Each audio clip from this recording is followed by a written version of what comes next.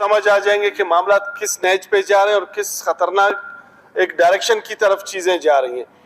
جناب والا, اس طرح کے خودکش حملوں میں اکثر اوقات ہم سنتے ہیں, تجزیہ بھی کرتے ہیں, معاملات کا جائزہ بھی لیتے ہیں. ہم یہ سمجھتے ہیں کہ ان میں وہ ویل آف ایک فیملی, پوری فیملی ان کی, اس خاتون کے چاچا, اس کے والد, اس کے بھائی, سارے ایجوکیٹڈ ویل آف لوگ, اچھی پوسٹوں پہ. خاتون خود, اس کا شوہر, یہ بھی ویل ایجوکیٹڈ, اچھی پوسٹوں پہ, اچھی تنخواہیں لینے والے لوگ. خاتون کے چاچا ماما وہ بھی ویل ایجوکیٹڈ لوگ, اچھی پوسٹوں پہ, اچھے ایک پوزیشن کے ساتھ معاشرے میں بیٹھے ہیں. تو اس کو کیسے کوئی استعمال کر سکتا ہے؟ یہ وہ کون سی فرسٹریشن کا لیول ہے جس کی وجہ سے یہ خاتون یہ اقدام اٹھانے پہ مجبور ہوئی؟ وہ کون سے عوامل تھے جنہوں نے اس خاتون کو اس انتہائی اقدام اٹھانے کے لیے وہ کنونس کیا اور وہ مجبور ہوئی؟ تو جناب والا, یہاں پہ ایک چیز ہمیں سمجھ آتی ہے کہ صرف فرسٹریشن کی وجہ سے لوگ اس نہج پہ نہیں جاتے, صرف تنگ دستی, بھوک, افلاس یا 4 روپے کی خاطر لوگ اس طرف نہیں جا رہے. جناب والا, معاشرے میں کچھ تو گڑبڑ ہے, کچھ تو ہماری اسٹیٹ کو اپنی پالیسیوں میں کچھ تبدیلی لانے کی ضرورت ہے. کہیں نہ کہیں سے تو کچھ معاملات خراب ہو رہے ہیں. جو اس وقت آپ نوشکی کا واقعہ لے لیں, نوشکی کے واقعے میں جتنے لوگ اس طرف سے مارے گئے, 5-6 لڑکے, ان کی آپ بیک گراؤنڈ نکال لیں, اچھے فیملیز کے لوگ, لاہور, اسلام آباد کے اچھے تعلیمی اداروں سے پڑھے لکھے ڈگری ہولڈرز. کوئی یہاں پہ ہمارے ڈگری کالج میں نہیں پڑھے تھے جس کو ثنا بلوچ کی تقریر نے, اختر لانگو کی یا شکیلہ نوید کی کسی غلط اس پہ وہ کنوینس ہو کے چلے گئے. یہ اچھے اداروں سے پاکستان کے پڑھے لکھے نوجوان, پنجگور کے واقعے میں بھی آپ لوگوں کو دیکھ لیں, ان کی بھی آپ انویسٹیگیشن کر لیں, وہ بھی ان اداروں سے پڑھے لکھے اچھے نوجوان, جو ان کا بلوچستان کے اداروں کے ساتھ تعلق ہی نہیں, یہ پڑھے ہیں لاہور, اسلام آباد, مری, ان اداروں میں جہاں پہ لوگ, جہاں پہ ہماری اشرافیہ بلوچستان کی یہ خواہش رکھتے ہیں کہ ہم اپنے بچوں کو ان اداروں میں پڑھا کے ان کو کوئی اچھا انسان بنا لے. ان اداروں سے لوگ پڑھ کے پہاڑوں کی طرف جا رہے ہیں. کچھ تو کہیں پہ کوئی پالیسیز ہیں, کوئی چیزیں ہیں جن کو تبدیل کرنے کی ضرورت ہے. اس وقت پہاڑوں پہ ہم اکثر نام سنتے ہیں, آپ کے آرمی کے سرونگ میجر اور کیپٹن جو ہے وہ آرمی چھوڑ کے جا کے پہاڑ والی فورس کو انہوں نے جوائن کی ہے. وہ کون سی فرسٹریشن تھی ان کو جو آرمی کی انسٹیٹیوشن کے اندر وہ اس بات پہ مجبور ہوئے کہ سرکار کی بندوق کو چھوڑ کے دوسری بندوق, پرائیویٹ بندوق اٹھا کے وہ آج پہاڑ پہ ہیں. آج جس ادارے نے ان کو ٹریننگ دی آج اس ادارے کے مد مقابل کھڑے. بہت آسان ہے جناب والا کسی پہ الزام لگانا کہ جی اختر لانگو نے یہ کام خراب کر دیا, نور محمد دمر کی وجہ سے جو ہے روڈ بند ہوا, اصغر خان اچکزئی کی وجہ سے جو ہے چمن میں ایکسیڈنٹ ہوا, کوجک ٹاپ کی ٹرک الٹ گئی. یہ آسان کام ہے. لیکن جناب والا اس سے پہلے بھی جب 73 میں آپریشن ہو رہا تھا تو جناب والا عراق کی ایمبیسی سے اسلام آباد میں اسلحہ برآمد کیا جاتا ہے کہ وہ بلوچستان میں دہشت گردی کے لیے استعمال ہو رہا تھا. اب اگر عراق سے اسلحہ آنا تھا تو سمندر کے راستے لا کے لانچ گوادر میں اتار دیتے جو ڈائریکٹ بلوچوں کے ہاتھ میں لگتا. چلے اگر سمندر کا راستہ سخت تھا تو کراچی ایمبیسی میں اتار دیتے کہ لیاری کے بلوچ کسی نہ کسی طریقے سے ان کو بلوچستان پہنچاتے. اسلام آباد ایمبیسی میں اسلحہ اتارنے کی عراق کو کیا ضرورت پڑ گئی؟ تو اپنی جان چھوڑانے کے لیے بجائے اپنا گھر کو ٹھیک کرنے کے لیے اپنی چیزوں کو, اپنے معاملات کو, جناب والا اب میں آتا ہوں سی پیک کا یہاں پہ ذکر ہوا. سردار عبدالرحمان صاحب اپنی بات کر کے چلے گئے. سردار عبدالرحمان نے کہا کہ سی پیک کو ناکام کرنے کے لیے, سی پیک تو ویسے میرا نہیں تھا, سی پیک سے میرے بلوچستان کو ملا کیا؟ اربوں ڈالر یہاں پہ آئے. کوئی ایک پروجیکٹ مجھے ایسے بتا دیں جو بلوچستان کے عوام کی مفادات کے لیے.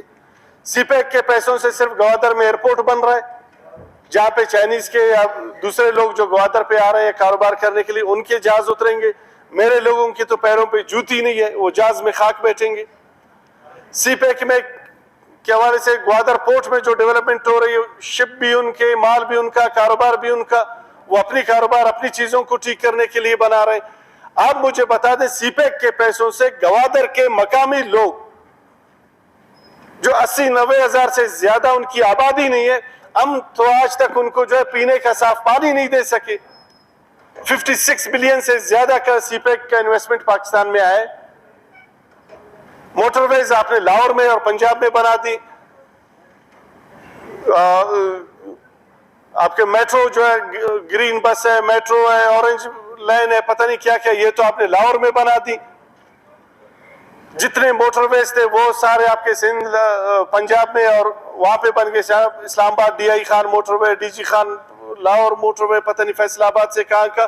آپ پنجاب میں جب ہمارے بچے پڑھنے کے لیے جاتے ہیں تو یہ جب ان کی حالت دیکھتے ہیں پھر واپس آتے ہیں, جب یہاں پہ اپنی حالت دیکھتے ہیں, اپنے بھائی بہنوں کے پیروں میں جوتی نہیں ہے, ماں کے سر پہ تار تار دوپٹہ دیکھتے ہیں, باپ کی پٹی ہوئی پگڑی دیکھتے ہیں, تو جناب والا یہ فرسٹریشن اور یہ اس لیول پہ نہ جائے تو اور کہاں جائے.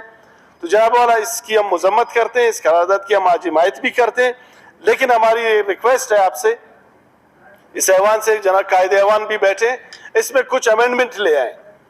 اس میں بلوچستان کا مسئلہ ہم پہلے دن سے کہہ رہے ہیں کہ پولیٹیکل ہے. بلوچستان کے مسئلے کو جس دن چودھری شجاعت حسین, مشاہد حسین والے اور جو پارلیمانی کمیٹی بنی تھی جنہوں نے ڈیرہ بگٹی میں نواب اکبر خان بگٹی سے مذاکرات کا آغاز کیا تھا اور وہ مذاکرات کامیاب بھی ہوئے تھے, جس میں جاز نے آ کے ان کو کمیٹی کو اور نواب صاحب کو اسلام آباد لے کے جانا تھا چیزوں کو فائنل کرنے کے لیے. تو جناب والا اگر اس دن سیاسی طریقے سے نواب اکبر خان کے ساتھ جس طرح بات چیت آگے بڑھ رہی تھی اس کو بڑھایا جاتا تو آج حالات اس نیچ پہ نہیں پہنچتے, آج یہ خاتون خودکش نہ بنتی. اور جناب والا خودکش معاملات جو ہے اب اس کو تو چلو ہم انڈیا کے سر پہ توک رہے ہیں, یہ روز مسجدوں میں جو خودکش دھماکے ہو رہے ہیں, یہ ٹی ٹی پی وغیرہ, یہ ان کی ذمہ داری آپ کس کو دیں گے؟ ان کا الزام کس پہ ہم عزیز اللہ پہ اس کی ذمہ داری لگا دیں, اس کو مورد الزام ٹھہرا دیں؟ ہم کس کو ہم کہیں اس کی ذمہ داری کس کو دیں؟ روز تو ہمارے مسجدوں میں بھی خودکش دھماکے ہو رہے ہیں, روز امام بارگاہوں میں بھی خودکش دھماکے ہو رہے ہیں. یہ جناب والا یہ چیزیں ہماری غلط پالیسیوں کی وجہ سے یہ معاشرے میں پروان چڑھ چکی ہیں.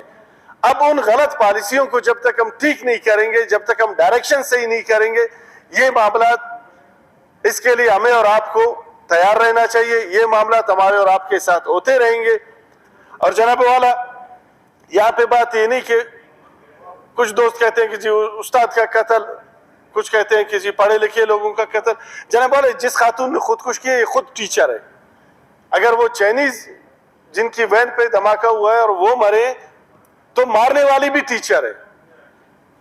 اب اس مقدس پیشے میں رہتے ہوئے اس خاتون کی وہ جو کیا حالات تھی, اس کی ذہنی کیفیت کیا ہوگی, وہ کون سے موروثی حالات تھے جس نے اس استاد کو اس مقدس پیشے سے وابستہ ہونے کے باوجود وہ اس بات پہ کنونس ہو گئی کہ جا کے خودکش کر لے.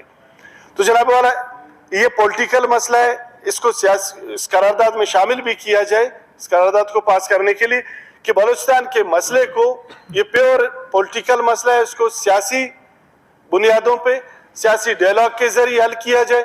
اس سے پہلے جو حکومت تھی اس میں اختر مینگل صاحب نے ایک پارلیمانی کمیٹی بھی نیشنل اسمبلی میں بنوائی تھی جس میں تمام پارٹیوں کے پارلیمانی لیڈر صاحبان کی ایک کمیٹی تھی.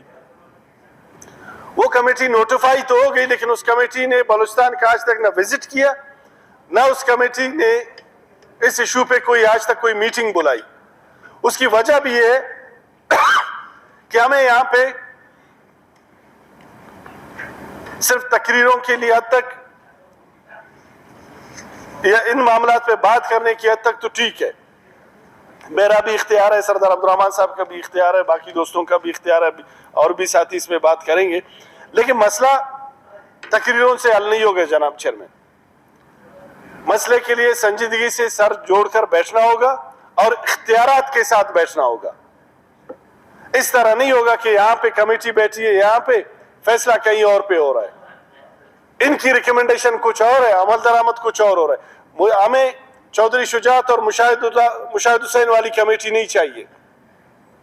اگر ڈائلاگ کرنی ہے پھر بااختیار سیاسی لوگوں کی, سیاسی قیادت کی ایک کمیٹی بننی چاہیے اور بلوچستان کے مسئلے کو سنجیدگی سے لینا چاہیے.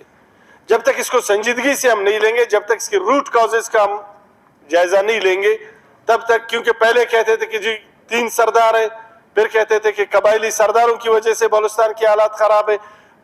اگر آپ دوستوں کو یاد ہو 2012 میں جب میاں نواز شریف صاحب سردار طاولہ مینگل سے ملنے کراچی گئے, تو سردار طاولہ مینگل نے اس وقت میاں صاحب کو کہا تھا کہ میاں صاحب بلوچستان کے معاملات کو سنجیدگی سے لو. بلوچستان کے نوجوان اب ہمارے ہاتھوں سے بھی نکلتے جا رہے ہیں. اب اس موومنٹ کو اور اس انسرجنسی کو آپ لے لیں, اس میں کہیں پہ بھی کوئی قبائلی ٹچ نہیں ہے.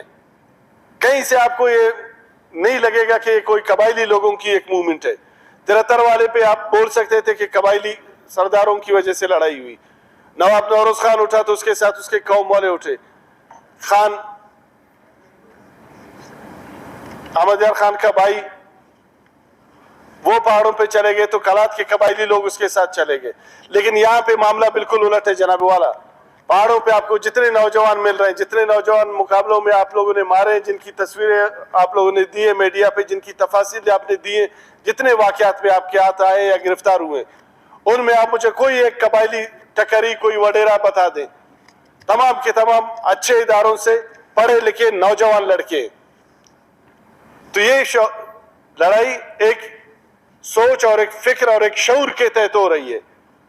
تو اس شعور اور فکری لڑائی کا آپ نے فکری اور شعوری انداز سے اور پولیٹیکل انداز سے اس کا مقابلہ کرنا ہوگا. جتنا آپ بندوق اور طاقت استعمال کریں گے اس پہ شدت اتنی ہی زیادہ آئے گی.